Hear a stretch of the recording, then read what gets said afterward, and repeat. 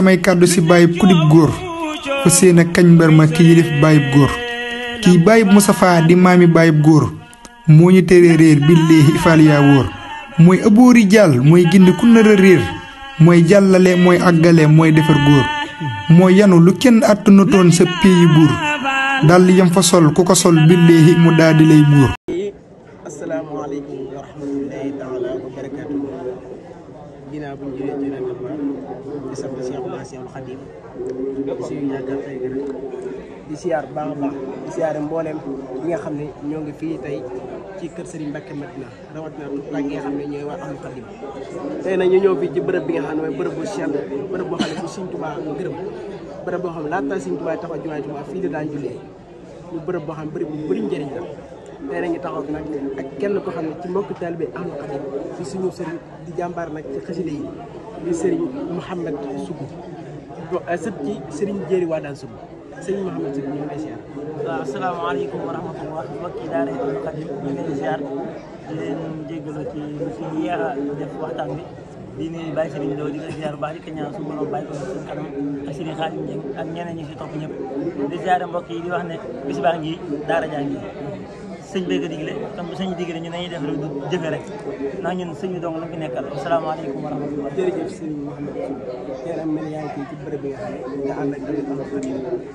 mel ni tey boo ñu mën a wax ci nga xam ne tuutlaay Ahlu Khadim tey naka ngay wax seen comportement ak organisation bi nga xam ne moo leen organisé li nga xam ne mooy mbir mi ba mu fekk ndax tey ko xam ne bisu Sam Fall bisu sant si Ibrahima Fall bis boo xam ne bis bu kawe la ci ñoom mboolem koy Baye Fall tey yaa ngi fii nga xam ne tey naka ngay dégg tuutlaay Ahlu Khadim. waaw maa ngi ziar woon ñëpp di wax ne Ahlu Khadim moom seen liggéey ci ndigalu sëñ bi moom jëruñu ko wax ne ku ne da koy gis wax dëgg yàlla ñoom fépp dañuy matal fépp boo gisee bi ñu ñëwee léegi daanaka li mu fi liggéey lépp macha allah jaar na ci yoon ku ne nga xam ne am na organisation di wax ne di sant jëwriñ yi ndax lépp si jëwriñ yi la ndax bu dee tout tànk yi wax dëgg yàlla jàng nañ fi ay xasida yëkkati nañ ko nit ñi dégg na leen bu dee ñi nga xam ne ñoo leen sut ñu naan leen magi tànk ñoom it ñi ngi woon ci liggéey bi gën a jafe mooy ñu ngi doon séddale ñam yi di séddale ndox yi di wër di séddale café waaye loolu lépp da nga koy seet Sëriñ Tuubaa di wax ne bis bii bis la bu fi jaar rek waaye beneen bis a ngi ñëw si kanam ñu gën koo waajal ba buñ ci egg duñuy bett incha allahu taala mbokk mi nag ku baax la ñu ngi wax Baye Cheikh Touré ñu ngi koy sant mooy bu baax ku bëgg maam Cheikh Ibrahima Fall daal. waaw dëgg am mel ni kon ki nga xam ne mooy yonent bi si aussi la ñu lay jaajëfalaat baax a baax tey nag mel ni kon suñuy bàyyi war xel képp koo xam ne yaa ngi ci bis bi ndax bis bi da du bis bu ndaw nag suñu mën taxaa woote ko nag ngir maam ñi sant ci maam Cheikh Ibrahima Fall ñi Sam Fall tudd laa ilaaha illa ndax baatu yàlla moom ku koy tudd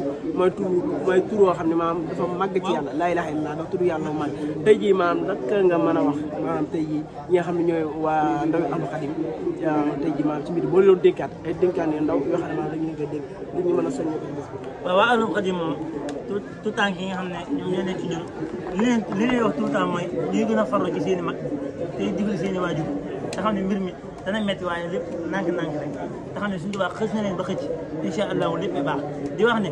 nan xam ne nag bis baa ngi suñu kanam le 24 mooy bis bi nga xam ne mooy bis bu mag lépp bis bu mag la waaye bii ñu jëm moom daa sut kon nan ko waajal baax te xam ne lépp liggéey suñu tubaab rek jamono ji moom lu si jàng xasida yaakaar naa dara amu fi jëriñ ñu ngi jégalu ci kàddu yi nag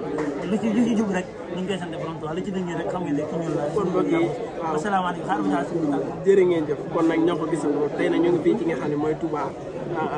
ci jàkkaarloo jumaa yi ci face à face di kër Serigne Mbacké Madina di bërëb bi nga xam ne Serigne Touba fi la jullee laata muy taxawal jumaa yi Touba kon nag tey jii na ne kon dalal nañ ki nga xam ne mooy si Mouhamed Sougou dégg kàddu yi ma ko ñoo ko déggandoo kon ñoo ngi jaajëfal ñëpp di wax ne nag émission bi yoo xam ne ñoo fi di wéyal programme bi incha allah samay kàddu si bàyyib ku dib góor fa seen a kañ mbër ma ki yilif bàyyib góor kii bàyyib Moustapha di maami bàyyib góor moo ñu tere réer billaahi faal yaa wóor mooy ëbboori jàll mooy gindi ku nar a réer mooy jàllale mooy àggale mooy defar góor mooy yanu lu kenn attunutoon sa péyi buur dal yam fa sol ku ko sol billaahi mu daal di lay buur